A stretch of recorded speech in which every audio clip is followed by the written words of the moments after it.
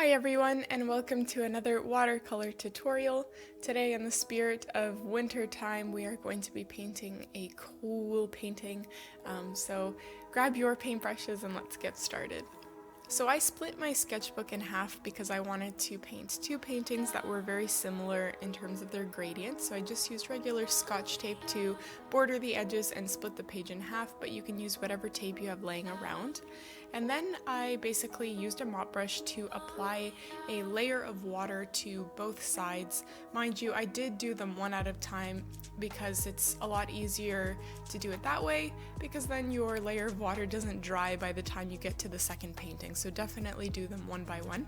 But you're going to be applying a similar gradient to both sides. So on the first one, on the left there, your gradient starts out with no color, fades into baby blue, dark blue, and finally black. And on the right side, your gradient kind of starts out in the middle, so there's no color in the middle, and then both sides fade into baby blue, darker blue, and end in black. You can add as many layers as is necessary until you're happy with the result. I think I ended up painting 4 layers, but again, you can do as much as is necessary depending on the quality of your paints and your paper.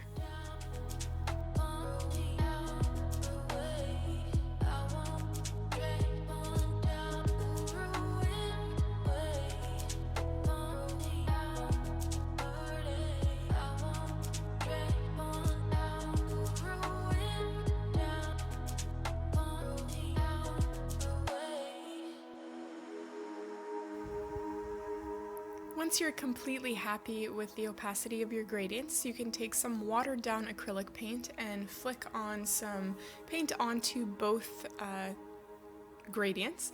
This is obviously going to insinuate the look of stars, so you can flick on as much paint as you would like.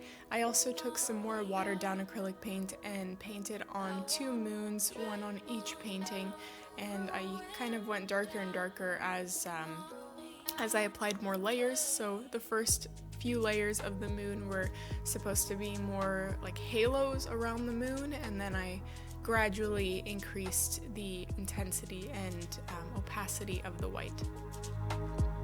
Once your paintings have completely dried, you're going to start painting on the details. So on the left painting, we're going to be painting mountains at the very bottom, and on the right painting, we're painting on, again, mountains, but they're going to be in the center, so at the horizon line. So you can definitely take a ruler to sketch out a straight line with a pencil first, and then you can go over it with paint. But I took some dark blue mixed with black to paint on my mountains in the distance in the second painting there, and I watered down that color heavily before applying a shadow that mirrored that horizon line.